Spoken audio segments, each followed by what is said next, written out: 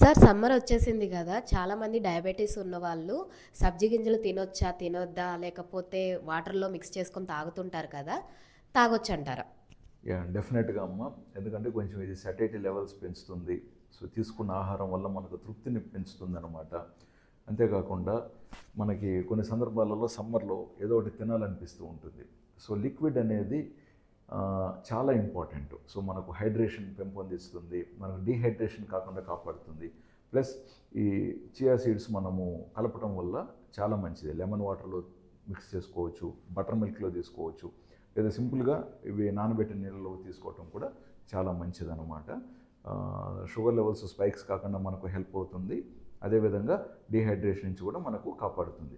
సమ్మర్లో ముఖ్యంగా మనకు హెవీగా సాల్ట్ ఉన్నవి లేదా ఎక్కువగా షుగర్ ఉన్నవి తీసుకోవటం ఎట్టి పరిస్థితుల్లో కరెక్ట్ కాదు. వీటి వల్ల మనకి ఇంకా షుగర్ లెవెల్స్ పెరగచ్చు, బీపీ లెవెల్స్ పెరగచ్చు, ప్లస్ థర్స్ట్ ఇంకా ఎక్కువ అవుతుంది అనమాట.